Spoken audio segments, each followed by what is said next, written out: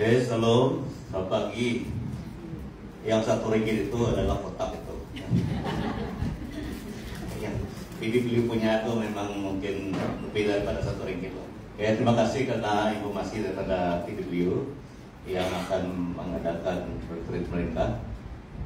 Retreat ini merupakan satu kesempatan bagi kita, baik ibu-ibu maupun siapalah yang membuatkan retreat untuk mengadakan satu persekutuan khas, satu fellowship di mana kita boleh bebas bercerita, mengadakan soal jawab, dan dalam retreat seperti itu juga kita banyak mengambil masa berdoa. Berdoa itu yang sangat penting, jadi seperti mana yang pernah kita adakan di Prapon bulan yang lalu. Dan itu merupakan kesempatan kita mengadakan fellowship bersama. Dan kadang-kadang ada pertanyaan, kita boleh bincang bersama, kita boleh mengadakan jawaban, memberi jawaban, karena itu satu program di mana kita saling mendorong satu dengan lain. Jadi dimohon supaya beliau ambil kesempatan ini, karena tidak selalu satu tahun baru satu tahun. Begitu juga retreat umum kita. Retreat umum sudah berlalu, jadi setiap tahun ada retreat seperti itu, dan itu merupakan satu kesempatan kita bersama. Pagi ini kita masih belajar tentang topik yang penting berkenaan dengan damai sejahtera, karena ini merupakan keperluan kita setiap hari. Mari kita berdoa. Terima kasih Tuhan Yesus, oleh karena Engkau masih memberi kami kesempatan untuk memuji menyembah Engkau dalam rumah-Mu. Kami sudah sama-sama memuji menyembah Engkau Tuhan, memberi persembahan kami. Ini merupakan satu luahan kasih kami kepada Engkau Tuhan, karena Engkaulah yang kami sembah, Engkaulah yang kami muliakan melalui kehidupan kami, melalui pujian penyembahan dan apapun yang kami lakukan pada pagi ini. Tuhan, tibalah masanya kami mau belajar firman-Mu, karena firman-Mu adalah firman yang hidup, yang penuh dengan kuasa, yang dipimpin, dikuasai, diurapi oleh kuasa Roh Kudus-Mu. Kami semua rindu untuk mengenal firman-Mu, dan kami mau dimampukan oleh Tuhan untuk melakukan firman-Mu Tuhan. Terima kasih, tolong hamba-Mu yang menyampaikan firman-Mu ini. Di dalam nama Tuhan Yesus Kristus kami mohon semuanya ini. Amin. Bapak Ibu saudara-saudari, damai sejahtera ini merupakan pemberian Tuhan. Apabila kita percaya padanya, sebenarnya itu adalah satu pemberian cuma-cuma dalam hidup kita, karena Roh Kudus sudah diberikan, maka suasana damai sejahtera itu pasti terjadi.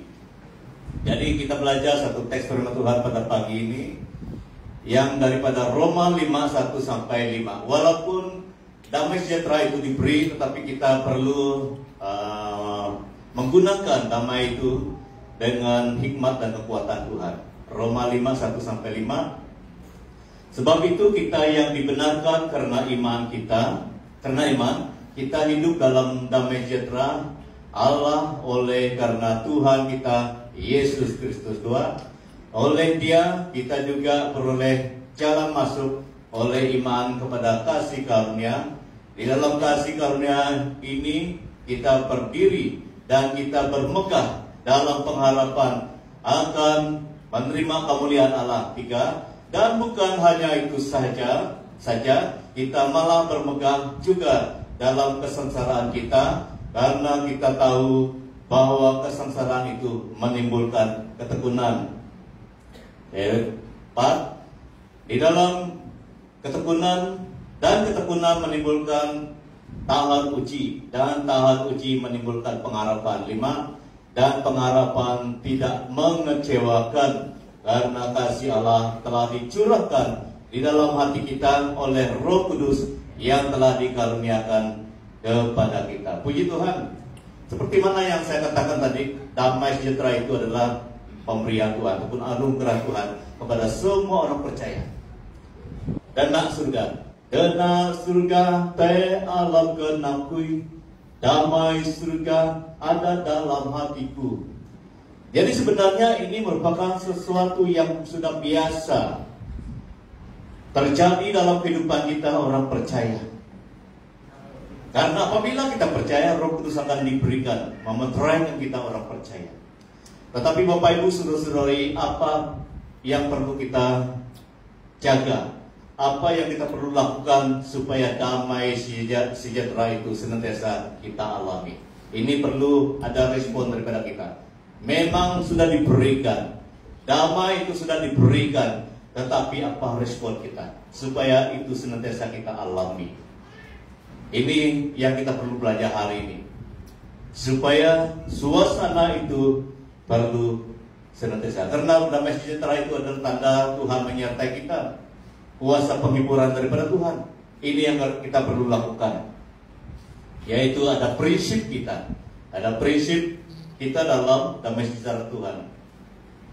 Seperti mana kamu diberikan kepercayaan untuk bekerja di satu tempat, ataupun diberi tugas dalam satu bahagian. Contohnya kamu diberi pekerjaan untuk menjaga orang di dalam satu kontrak yang besar ataupun kontrak yang kecil pun begitulah. Waktu kamu diberi tugas itu memang ada prinsip, ada ketetapan, ada pegangan, ada sesuatu yang kamu perlu lakukan dengan setia. Apabila kamu melakukan prinsip itu, ketetapan itu dengan setia, maka kamu akan dapat menjalankan tugas itu dengan baik sampai selesai. Demikian juga kita mengalami damai sejahtera itu. Damai sejahtera itu memang sudah diberikan, memang Tuhan sudah nyatakan dalam hidup dan hati kita. Tetapi apa prinsip kita untuk mempertahankan, ini penting, untuk mempertahankan supaya damai sejahtera itu senantiasa kita alami. Kita perlu alami damai sejahtera Tuhan itu setiap hari, Bapak Ibu Saudara-saudari. Tetapi pagi ini saya mau kita membawa firman Tuhan, membawa kita belajar firman Tuhan, supaya kita tahu mempertahankan suasana damai itu dalam hidup kita. Kadang-kadang ada orang Kristen tidak mengalami damai itu karena dia sudah lupa prinsip dia, sudah lupa apa yang perlu dia lakukan. Bukan kegagalan Tuhan, tetapi kegagalan orang Kristen itu. Tuhan tidak pernah gagal, amin. Tuhan tidak pernah gagal memberi damai itu, saudara. Tuhan tidak pernah gagal. Tetapi kegagalan itu biasanya datang daripada manusia. Seperti mana Tuhan memberi kepercayaan pada Adam dan Hawa di Taman Eden. Semuanya sudah lengkap, baik dan sempurna. Tetapi ada kegagalan terjadi. Mereka melawan perintah Tuhan. Bapak, Ibu, Saudara-saudari, damai sejahtera Tuhan ini sudah Tuhan janjikan, Tuhan sudah berikan. Jangan pernah gagal. Kita tidak boleh melawan perintah Tuhan ataupun limpas keluar daripada jalur firman Tuhan supaya damai itu senantiasa kita alami. Penting sekali kita belajar prinsip ini. Ada 4, harus kita fokus dengan 4 perkara ini. Sangat penting. Kalau kita semua fokus dengan 4 perkara ini, saya sangat percaya damai sejahtera itu senantiasa kita alami. Mari kita belajar. Apa 4 itu? Yang pertama hidup dalam damai sejahtera. Dia sudah berikan, tapi kita perlu hidup di dalam dia. Ayat 1, sebab itu kita yang dibenarkan karena iman, kita hidup dalam damai sejahtera dengan Allah oleh karena Tuhan kita Yesus Kristus. Ini detik pertama kita mengalami damai itu, saudara. Kita beriman. Iman kita timbul dalam hati kita, percaya bahwa Yesus itu adalah Tuhan dan Juru Selamat kita. Maka kuasa damai itu datang karena ada iman. Jadi Bapak Ibu Saudara-saudari, apakah kamu pernah punya iman ini? Ini langkah yang pertama. Kalau langkah yang pertama ini belum terjadi, tidak mungkin damai itu terjadi, saudara. Perlu terminah ke Tuhan Yesus. Oleh dena Tuhan tingnail kedaptar. Kalau belum ada iman, tidak mungkin, saudara. Tidak mungkin kita akan mengalami apa yang daripada Tuhan kalau belum ada iman. Jadi ini langkah yang pertama perlu ada. Kita perlu ada iman. Hidup kita yang dibenarkan karena iman. Dalam Roma 10, 9-10, sebab jika kamu mengaku dengan mulutmu bahwa Yesus adalah Tuhan dan percaya dalam hatimu bahwa Allah telah membangkitkan Dia dari antara orang mati, maka kamu akan diselamatkan. Karena dengan hati orang percaya dan dibenarkan, dan dengan mulut orang mengaku akan diselamatkan. Ini langkah pertama perlu kita lakukan. Perlu ada langkah iman. Baru kita mengalami Tuhan. Kalau tidak ada langkah iman, sampai bila pun kita tidak akan mengalami Tuhan. Termasuklah damai sejahtera itu, saudara. Bangsa Israel merupakan bangsa yang sebenarnya tidak layak, tetapi Tuhanlah yang melayak mereka. Dia mempunyai keputusan supaya mereka dipakai Tuhan menjadi saluran berkat bagi dunia ini. Banyak kali mereka memberontak, tetapi Tuhan teguhkan iman mereka. Tuhan pulihkan supaya mereka melihat Tuhan. Kegagalan orang Israel itu terlalu banyak, tetapi Tuhan penuh dengan kasih selalu menyadarkan mereka supaya mereka tetap melihat Tuhan, mempercayakan Tuhan. Apabila mereka melihat Tuhan, barulah mereka mengalami Tuhan. Langkah pertama ini perlu kita alami. Apabila kita pernah percaya dan mengaku Yesus adalah Tuhan, kita perlu ingat langkah pertama itu. Kadang-kadang kita mungkin seperti orang Israel, menyimpang. Kadang-kadang kita seperti orang Israel, tidak ingat Tuhan lagi. Tetapi apabila Roh Kudus mengingatkan kita akan pengakuan kita, barulah kita boleh mengalami Tuhan. Damai sejahtera akan kita alami.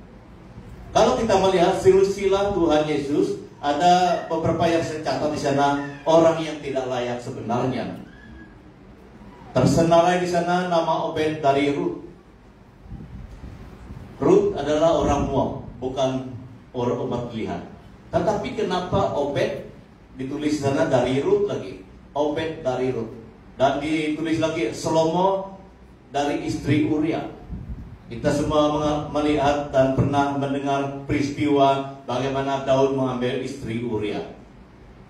Jalan yang tidak dikehendaki oleh Tuhan, tetapi oleh karena Daud bertobat dipulihkan.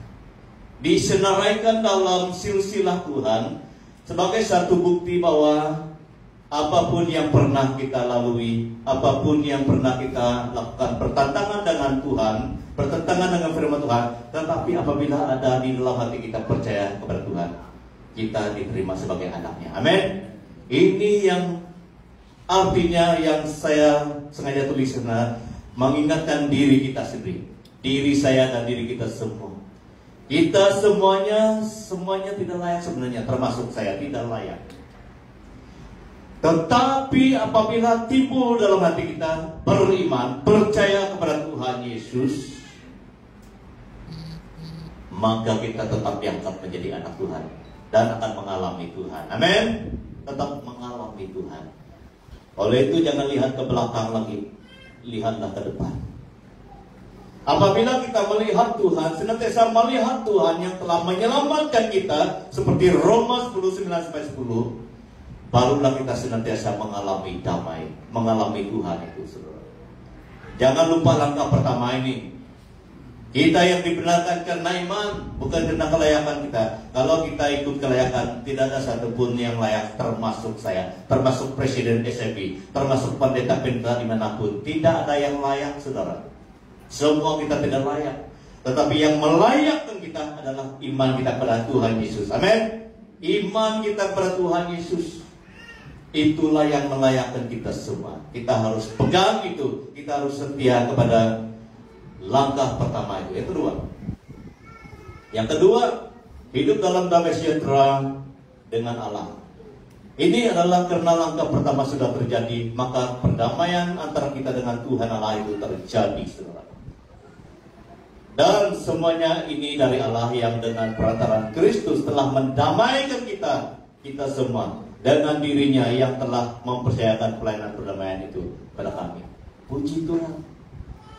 Ini yang membanggakan kita karena kita sudah didamaikan dengan Tuhan Allah melalui iman kita pada Yesus.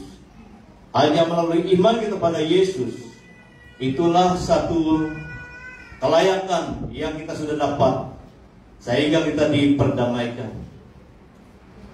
Arti diperdamaikan itu sebenarnya kita semua ini layak dihukum, patut dihukum sebenarnya, termasuk saya. Patut dihukum kita semua ini, termasuk saya pagi ini. Tetapi oleh karena kita percaya pada Tuhan Yesus, iman kita pada Tuhan Yesus, maka surat hutang ataupun surat hukuman itu tidak ada lagi. Kita dibebaskan, kita dilepaskan, kita dimerdekakan. Hubungan kita dengan Tuhan Allah sudah pulih kembali. Mulai daripada Taman Eden, hubungan manusia pernah dirosakkan oleh perbuatan manusia sendiri, perbuatan Hawa dan Adam, dan juga perbuatan kita sendiri kan. Tetapi puji Tuhan, oleh karena kita ada iman, ada percaya pada Tuhan Yesus, itulah yang membuat kita dikembalikan menjadi anak-anak. Aku anak raja, engkau anak raja, kita semua anak raja. Kita harus nyanyikan itu setiap hari, mengistiharkan bahwa kita bukan lagi yang jauh daripada Tuhan, tapi kita adalah anak Tuhan. Amin. Anak Tuhan oleh karena kita percaya pada Tuhan Yesus. Seperti Saulus juga hamba Tuhan yang luar biasa, tetapi pada mulanya dia adalah jahat seperti kita juga. Sama. Saulus ataupun Paulus itu juga adalah orang yang jauh daripada Tuhan, menentang orang yang percaya pada Yesus. Tetapi apabila dia sudah kenal Yesus, dia betul-betul ikut Tuhan sampai akhir hidupnya. Ini yang Tuhan mau. Kita hidup di dalam damai itu, jangan kita lari lagi. Jangan kita mendukakan hati Tuhan lagi. Jangan kita hidup di dalam hidup yang lama lagi. Kita harus hidup dalam damai sejahtera yang Tuhan sudah berikan. Dari sana kita mengalami suasana damai itu setiap hari. Ini prinsip yang pertama. Kita harus pertahankan hidup di dalam suasana damai yang Tuhan sudah berikan. Bagaimana? Karena kita sudah percaya pada Yesus sebagai Tuhan dan Juru Selamat kita. Kita harus berjuang. Saya berjuang, kamu pun berjuang. Tidak ada satupun yang duduk diam. Jadi pegang prinsip yang pertama ini. Kita harus pertahankan. Karena kita sudah merdeka. Karena kita sudah menjadi anak Tuhan. Kita sudah menjadi orang yang layak menerima janji-janji Tuhan, termasuk damai sejahtera itu. Kita harus hidup dalam damai sejahtera itu. Jangan melukakan hati Tuhan lagi dengan kehidupan kita seterusnya, saudara. Yang kedua apa prinsip kita? Prinsip kita adalah percaya pada kasih karunia Tuhan itu. Ayat 2, kita harus percaya. Oleh Dia, oleh Yesus, kita juga beroleh jalan masuk oleh iman kepada kasih karunia ini. Di dalam kasih karunia ini kita berdiri dan kita bermegah dalam pengharapan akan menerima kemuliaan Allah. Puji Tuhan. Sebagai orang-orang Kristen, orang percaya, kita harus percaya kasih karunia Tuhan itu tidak pernah habis. Kasih karunia itu adalah apa yang Tuhan berikan. Saya mau menjelaskan tentang kasih karunia itu. Kasih karunia itu adalah apa yang Tuhan berikan pada kita, tidak pernah habis. Oleh Dia kita yang juga beroleh jalan masuk oleh iman kepada kasih karunia ini.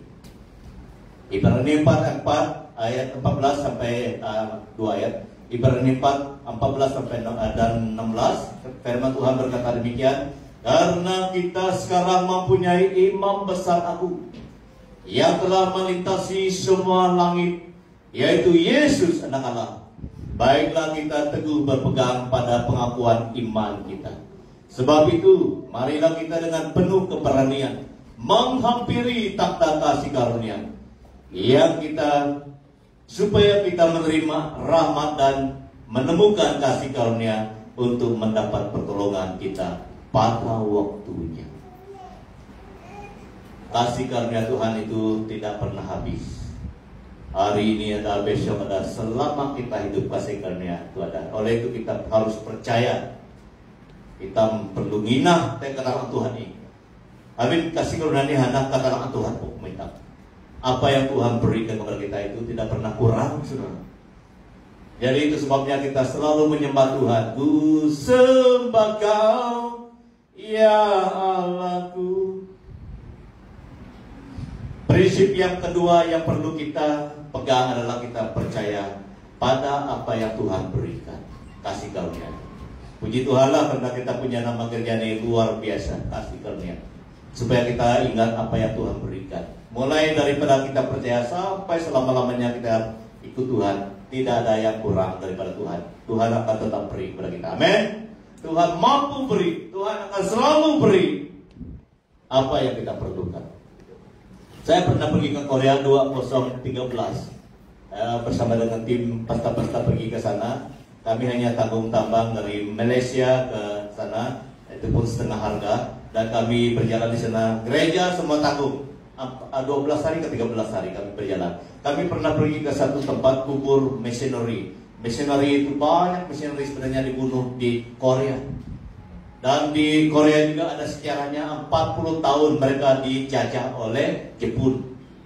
Malaysia 3 tahun lebih ataupun 4 tahun kita pernah dijajah oleh Jepun. Itulah ada orang kampung saya pernah makan Jepun. Karena geram dengan Jepun, ada juga orang kampung saya ini ceritalah, saya tidak tahu benar atau tidak. Mereka terlalu geram dengan Jepun, mereka makan Jepun juga. Ada juga Jepun mereka kena tembak. Ini cerita orang kampung saya. Betul ataupun tidak itu saya tidak tahu lah, itu mereka tanggung sendiri. Tapi saya dengar cerita tuh mereka pernah makan Jepun. Karena Jepun itu terlalu ganas, terlalu jahat. Tetapi Korea 40 tahun. Coba bayangkan, 40 tahun mereka dijajah, diperbudakkan oleh orang Jepun. Tetapi iman mereka tidak pernah mati. Iman mereka kepada Tuhan Yesus tetap kekal. Kita melihat orang Kristen yang banyak di dunia ini, bukan Jepun, itu Korea Selatan itu juga termasuk orang percaya yang paling banyak. Gereja-gereja mereka pun megah-megah. Saya pernah pergi beberapa gereja, gunung doa mereka. Saya mau cerita seperti ini karena apabila kita tetap percaya pada kasih karunia, apapun penderitaan, kesusahan yang kita alami di bumi ini, tidak pernah menggagalkan pemberian Tuhan, tidak pernah menggagalkan pertolongan Tuhan. Amin. Tidak pernah menggagalkan pertolongan Tuhan. Percaya saja kasih karunia Tuhan itu. Saya saksikan 40 tahun ini di mana iman tidak pernah gagal, di mana Tuhan tidak pernah gagal menolong orang Kristen sampai hari ini. Gereja-gereja yang megah-megah juga ada di Korea sampai hari ini. Walaupun mereka pernah ditekan, diperbudakkan oleh Jepun 40 tahun, tidak ada rasa itu. Tidak ada kuasa dunia yang mau meruntuhkan iman Kristen, tidak ada. Jadi ini menguatkan kita semua. Kita harus memandang kepada Yesus yang boleh dan senantiasa mampu memberi kasih karunia, memberi pertolongan untuk kita. Saya tidak tahu apa yang kita perlukan, tapi Tuhan sangat tahu. Berdoa saja saudara, berdoa saja Bapak Ibu, berdoa saja. Tuhan tidak pernah gagal memberi apa yang kita perlukan. Sebabnya kita perlu pertahankan.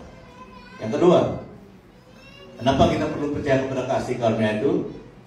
Karena dalam kasih karunia kita berdiri dalam megah dan dalam pengharapan dan kemuliaan Allah.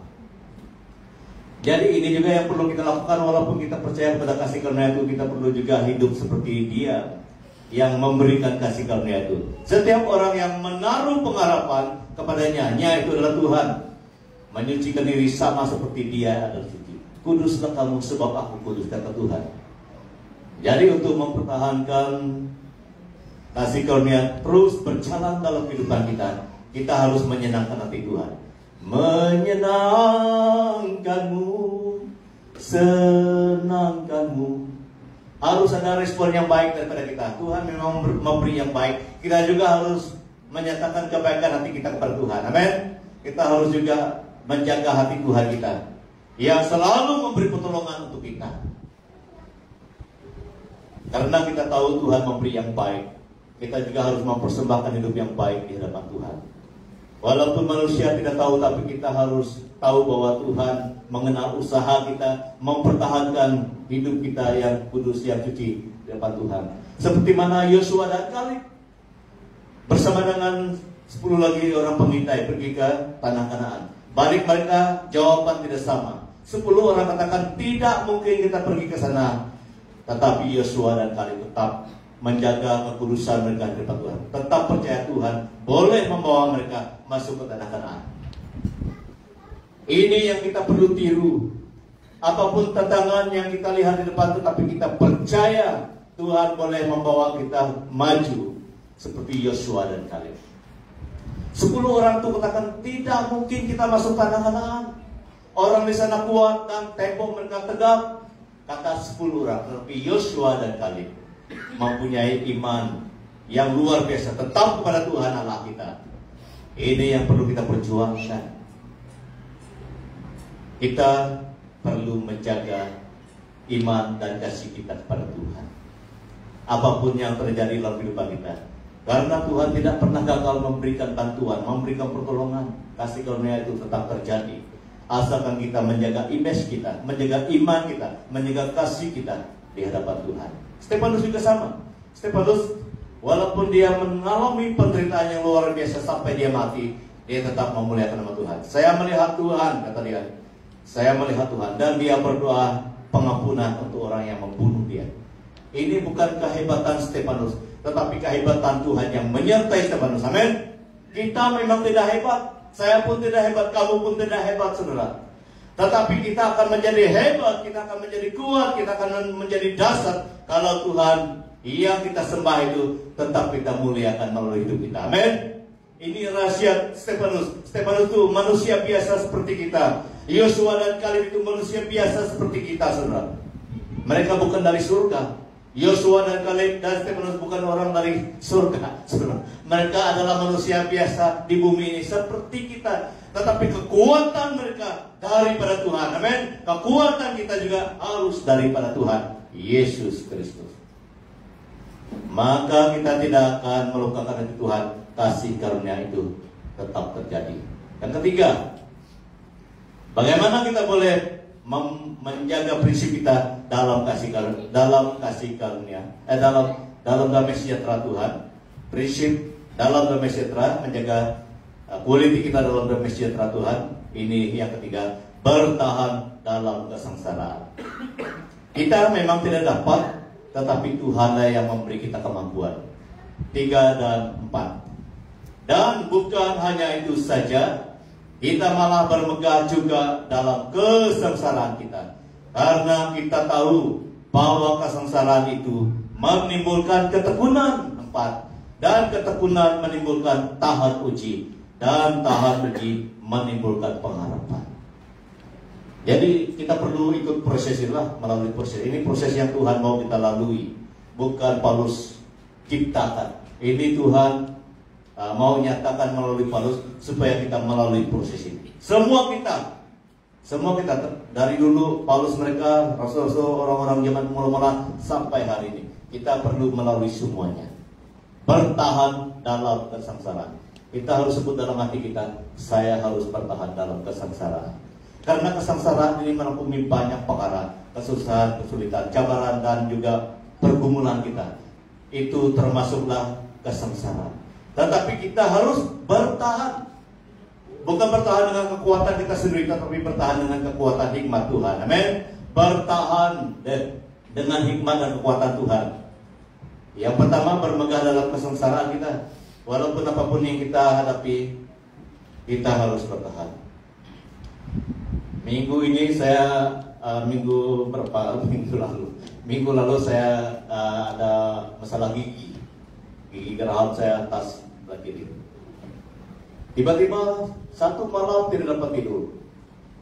Itu pengalaman saya minggu lalu dan saya pergi ke klinik hari Senin dari luar tuh.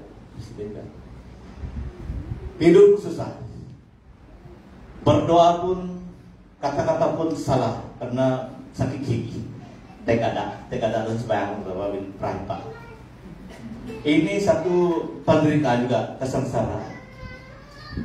Tetapi puji Tuhan, walaupun kita diizinkan Tuhan dalam satu jalur seperti itu, kita tetap percaya Tuhan boleh tolong kita. Amin. Jadi saya sudah lalui Dan pernah juga saya ceritakan waktu saya melalui kesusahan sesudah derma darah. Dan 2 kali ini kesilapan saya sendiri. Kesilapan saya sendiri yang pertama saya mau kira tidak ada nafas. Ini pernah 2 kali. Karena sebelum saya pergi derma darah saya bakal isap darah karena belakang saya terlalu sakit. Jadi saya pergi urut-urut. Kalau kamu mau bagus betul-betul, kamu harus buang darah sedikit, kata mereka. Tidak banyak juga. Betul nggak? Betul. Jadi saya tidak ingat ada teman saya mau derma darah minggu yang sesudah itu lah. Saya ambil sedikit, tidak banyak juga. Jadi saya tidak ingat bahwa minggu seterusnya saya pergi derma darah. Pergi saya derma darah dan berapa hari 1 minggu lebih kurang lebih begitu saya sudah siap darah di belakang saya. Dan pulang ini semua anak dan istri ada di rumah tempat kami dulu. Tiba-tiba saya mau peng begini dan mereka pun heran. Dan sempat juga saya macam tidak tahu apa-apa, blackout dalam beberapa detik. Mereka pun goyang. Waktu itu masih ada mendiang Katolik dan Maghrib ini, tolong telepon Katolik nanti. Saya terus bangun. Kenapa disebut Katolik? Saya sadar kenapa. Jadi kenapa kamu? Mereka bangun. Itu yang pertama. Saya pernah blackout. Yang kedua, kesilapan saya juga. Saya pergi derma darah. Sebelah sini mengambil hampir penuh, tapi belum lagi penuh. Kenapa kebuminya darah ini tidak mengalir? Sudah mau penuh tapi berhenti sudah. Kamu mau sebelah lagi, kata mereka. Soal waktu itu memang cerdas lah. Boleh saya mengambil 1 pint lebih mereka ambil waktu itu, 1 pint lebih. Sebenarnya itu di luar yang patutlah, di luar yang tidak yang sepatutnya. Saya di rumah 1 pint. Sebenarnya 1 pint saja orang perlu derma. Tapi saya lebih derma darah waktu itu. Jadi saya sudah derma, memang nampak sehat, memang tidak ada apa-apa rasanya, tapi belum sampai. Waktu itu ada mereka ini pesta Nikolas, mereka buat apa tuh? Buat tamu. Tapi kami ada tiket, mau tidak pergi, salah juga. Ada juga jemaat bagi kami kupon, kami pergi. Waktu itu saya pun pernah peng lah di US bandar. Jalan-jalan, ini pengalaman Magres dorong saya pakai kereta roda tuh 2 kali. Kesusahan yang pernah saya alami karena kesilapan saya tidak jaga waktu derma darah. 1 pint lebih saya pernah derma, dan saya sebenarnya kalau saya rehat tidak ada masalah, tapi saya jalan pergi tamu lagi, pergi jalan-jalan lagi, itu yang masalah dia. Kalau terus rehat mungkin tidak ada apa-apa. Jadi kesusahan kamu mungkin saya tidak tahu, tetapi Tuhan masih memberi peluang. Tuhan masih memberi peluang. Itu sebabnya dalam apapun kesusahan kita harus percaya Tuhan menyertai kita. Itulah Ayub katakan kepada istrinya dalam Ayub 2 ayat 10. Tetapi jawab Ayub kepadanya, engkau berbicara seperti perempuan gila. Apakah kita mau menerima yang baik dari Allah, tetapi tidak mau menerima yang buruk? Dalam semuanya itu Ayub tidak berbuat dosa dengan bibirnya. Karena istrinya mencadang, kutuklah Tuhan Allah supaya kamu mati, kata istrinya. Tetapi Ayub katakan, kamu berkata seperti perempuan gila. Karena Ayub tetap percaya Tuhan boleh menyembuhkan dia. Amin. Demikian juga kita. Walaupun kita ada masanya kita mengalami kesengsaraan, mungkin tidak sama dengan saya, mungkin tidak sama dengan yang dia, tetapi yang pasti Tuhan akan mampu, Tuhan tetap mampu memberi pemulihan, kesembuhan seperti Ayub. Di ujung kehidupannya Tuhan memulihkan dia. Di ujung kehidupan saya Tuhan masih memberi peluang. Demikian juga yang lain. Yang kita perlu lakukan, kita harus bertahan dalam kesengsaraan kita. Katakan kepada diri kita sendiri, bertahan dalam kesengsaraan. Karena tidak ada pun kesengsaraan yang boleh menggagalkan Tuhan menolong kita. Tidak ada satupun kesengsaraan kita di bumi ini, apapun jenisnya, tidak akan menggagalkan Tuhan. Yang kedua, apabila kita bertekun dalam kesengsaraan kita, maka kita ada tahan uji. Itulah Paulus katakan dalam Filipi 4, 12 sampai 13. Aku tahu apa itu. Aku tahu apa itu kekurangan dan apa itu. Dan aku tahu apa itu kelimpahan. Dalam segala hal dan dalam segala perkara tidak ada sesuatu yang merupakan rahasia bagiku, baik dalam hal kenyang maupun dalam hal kelaparan, baik dalam hal kelimpahan maupun dalam hal kekurangan. Segala perkara dapat kutanggung. Ini yang selalu disebut dulu oleh beberapa orang, tetapi kita harus lihat dari ayat yang sebelumnya itu. Segala perkara dapat memang kita tanggung dalam Yesus, tetapi kita harus lihat di atas sana ada pengalaman-pengalaman yang perlu kita lalui, kekurangan dan semacamnya.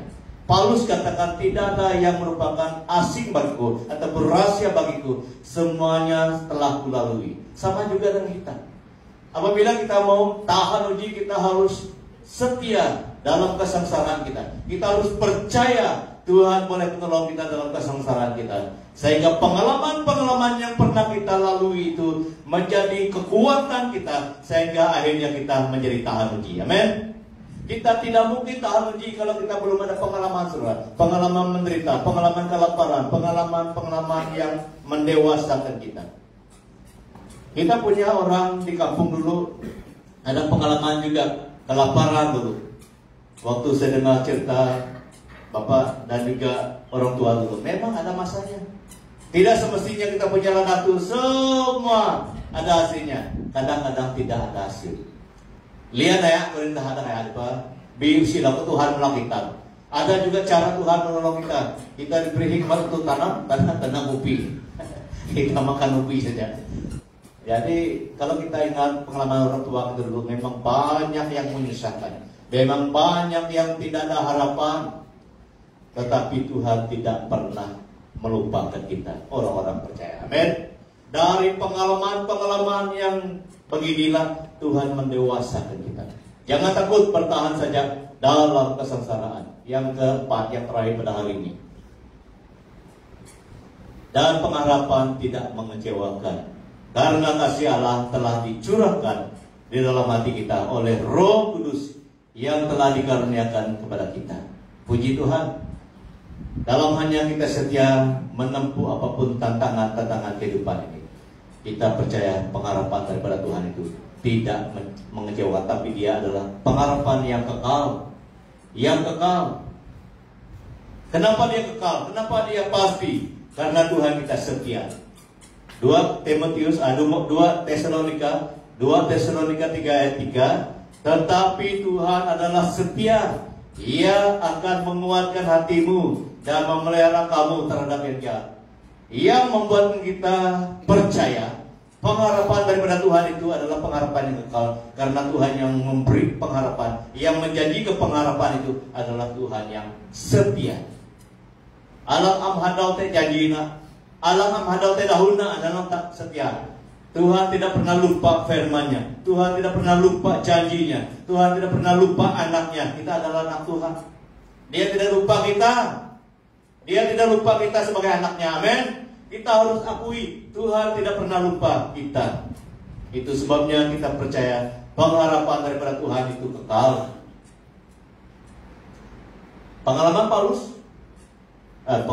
Pengalaman Musa membawa orang Israel keluar daripada Mesir. Kalau kita membaca Keluaran 12:42, ini pengalaman Musa dan ditulis oleh Musa sendiri. Malam itulah malam berjaga-jaga bagi Tuhan untuk membawa mereka keluar dari tanah Mesir, dan itulah juga malam berjaga-jaga bagi semua orang Israel turun-temurun untuk kemuliaan Tuhan. Puji Tuhan. Dia melukiskan bagaimana Tuhan begitu berusaha, begitu setia, begitu adil, dan begitu taat memimpin mereka keluar. Dia tidak pernah bohong dengan janjinya. Dia mau membawa mereka ke tanah Kanaan, memang dia melakukan janjinya itu. Tetapi yang membuat mereka lambat untuk mengalami janji Tuhan adalah diri orang Israel sendiri. Seperti 12 orang pergi mengintai itu, 10 orang lain keputusan. 10 orang lain jawaban, 2 orang tetap percaya pada Tuhan. Yang 2 orang yang tetap percaya pada Tuhan itulah yang membawa generasi baru ke tanah Kanaan. Tetapi Musa sendiri tidak. Musa hanya melihat dari gunung. Karena Musa pun memihak kepada 10 orang itu, Musa sendiri tidak masuk ke tanah Kanaan. Yang masuk ke tanah Kanaan adalah Yosua dan Kaleb, karena mereka percaya janji Tuhan itu ya dan amin. Mereka tahu alam yang Tuhan akan dawani. Apabila kita baca firman Tuhan, apapun jenis firman Tuhan, apapun bagian firman Tuhan yang kita baca, kita harus percaya firman Tuhan itu akan terjadi. Barulah dia boleh terjadi dalam kehidupan kita. Kita harus tiru apa yang pernah dilakukan oleh Yosua dan Kaleb. Di hadapan memang ada tantangan. Mereka melihat orang besar di Kanaan, tembok yang tegap yang memustahilkan orang Israel masuk. Tetapi iman mereka tetap memandang Tuhan. Sama juga dari kita hari ini. Kita harus percaya Tuhan adalah setia. Tuhan tidak pernah lupa firman-Nya. Tuhan tidak pernah lupa kita sebagai anaknya. Kita harus memandang Tuhan dengan mata iman yang teguh, supaya kita melihat pengharapan itu. Yang terakhir, kasih Allah dinyatakan Roh Kudus dalam hati kita. Dia memeteraikan kita dengan rohnya. 2 Korintus 1 ayat 22, memeteraikan tanda miliknya atas kita, dan yang memberikan Roh Kudus dalam hati kita sebagai jaminan dari semua yang telah disediakan untuk kita. Puji Tuhan. Kita harus bangga mempunyai roh Tuhan dalam hati dan hidup kita. Setiap orang yang percaya, kita semua yang percaya, kita dimeterai dengan rohnya. Ada semua Roh Kudus dalam kita. Itulah yang perlu kita banggakan. Kita harus taat setia mendengar suara Roh Kudus dalam hati kita. Kita harus percaya dan berserah sepenuhnya. Karena roh itulah yang membuat kita senantiasa ingat janji dan pengharapan dari Tuhan. Jadi apabila kita mengakui bahwa kita sudah ditanda dengan roh Tuhan, kita harus bersatu. Karena roh di dalam kita adalah roh yang sama. Tuhan yang kita sembah adalah Tuhan yang sama. Firman yang kita miliki adalah firman yang sama. Dan kita perlu pertahankan hubungan sesamanya kita sebagai anak-anak Tuhan, supaya Tuhan sedang melihat kita. Karena roh yang di dalam kita itu adalah roh yang daripada Tuhan. Jadi firman Tuhan yang kita belajar hari ini adalah mengajar kita prinsip. Perlu pegang pada prinsip itu. Kita harus hidup dalam damai sejahtera. Kita sudah diselamatkan oleh karena iman kita pada Yesus. Jangan tinggalkan Yesus. Jangan lupa Yesus yang telah menyelamatkan kita. Dan kita perlu percaya kasih karunia Tuhan itu tidak pernah berakhir. Kasih karunia Tuhan itu adalah apa yang Tuhan berikan itu tidak pernah berhenti. Kita harus percaya. Dan yang seterusnya kita harus bertahan dalam kesesaran kita. Dan seterusnya kita percaya pengharapan daripada Tuhan itu kekal. Mari kita berdoa. Tuhan Yesus, kami sangat percaya firman-Mu itu adalah iya dan amin, benar dan hidup. Tuhan, kami bersyukur karena kami mempunyai firman-Mu yang senantiasa mendorong kami, yang senantiasa memberi semangat kepada kami. Engkau yang mempunyai firman adalah Tuhan yang hidup, yang mampu, lebih daripada mampu menolong kami semua. Kami tahu Tuhan, kami dalam kehidupan kami silih berganti kesusahan, masalah, tantangan, cobaan. Tetapi kami sangat percaya tidak ada satupun tantangan dan juga cobaan, kesusahan hidup ini yang menggagalkan Tuhan menolong kami. Tuhan tetap mampu menolong kami. Tuhan, kami lebih daripada segala masalah kami. Tuhan, angkat iman kami. Biarlah iman dan kasih kami tetap tertuju kepada Engkau Bapa, supaya kami pegang prinsip kami dalam suasana damai sejahtera-Mu. Kami sudah dimerdekakan oleh Engkau Tuhan. Kami sudah ditebus. Kami sudah diselamatkan. Dan Tuhan, biarlah kami tetap memandang Engkau, supaya pengharapan Tuhan itu terus nyata. Kasih karunia Tuhan terus terjadi. Kasih karunia itu adalah pemberian daripada Tuhan, terus terjadi dalam kehidupan kami. Tuhan, hamba-Mu tidak tahu apa yang kami tanggung, apa yang kami hadapi, apa yang kami hadapi hari ini. Apapun kesusahan, cobaan, tantangan, Tuhan tahu. tetapi yang pasti Tuhan mampu menolong kami. Tuhan mampu membawa kami melalui semuanya, sehingga kami melihat kuasa Tuhan, pengharapan Tuhan, pertolongan Tuhan senantiasa terjadi. Berkati kami semua, berkati keluarga kami, anak-anak kami yang masih kecil, yang bersekolah, yang bekerja dimanapun. Ahli keluarga kami, Tuhan tolong mereka. Mungkin ada juga ahli keluarga kami yang tidak sembuh-sembuh dalam iman mereka. Mungkin ada juga ahli keluarga kami yang belum percaya kepada Engkau Tuhan. Kami berdoa dari tempat ini dalam nama Tuhan Yesus. Tolonglah ahli keluarga kami, dan pakai kami semua menjadi alat-Mu, menjadi terang dan garam bagi keluarga kami, bagi orang lain juga. Berkati pekerjaan kami, berkati masa depan kami, berkatilah kehidupan kami semua. Roh Kudus-Mu memimpin kami, dan terang firman-Mu mengajar kami, menolong kami, dan memimpin kami ke jalan Tuhan yang benar, sehingga kami senantiasa melihat pertolongan kuasa Tuhan terjadi dalam kehidupan kami, Bapa. Terima kasih. Haleluya, haleluya, Bapa. Mungkin ada dalam ruangan ini, Bapa, ada yang dalam kelemahan tubuh, yang dalam penderitaan sakit penyakit. Tuhan, Engkau tidak pernah gagal menolong kami. Tolonglah sembuhkan dengan kuasa-Mu, dan beri kami kekuatan pemulihan, karena tidak ada yang mustahil bagi Tuhan kami. Terima kasih Bapa. Haleluya. Di dalam dan melalui nama Tuhan kami, Yesus Kristus, kami sudah berdoa. Amin. Jadi Gumihawang ni mantayina terus bahasa bulletin sidang dan doa penutupan, doa berkati.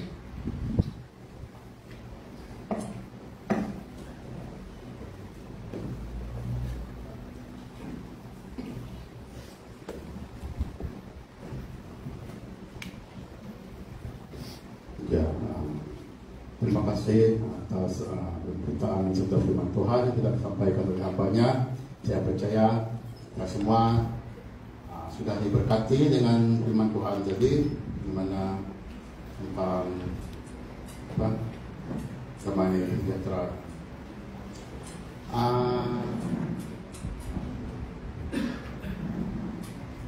Mungkin sekali lagi lah saya melihat ada di antara kita yang baru hadir di rumah Tuhan pada pagi ini. Mungkin ada yang belum mengisi borang keanggotaan ataupun memperbaharui keanggotaan kita. Kita ada borang untuk memperbarui keanggotaan kita dan membuat pembayaran untuk daerah bagi yang 12 tahun ke atas.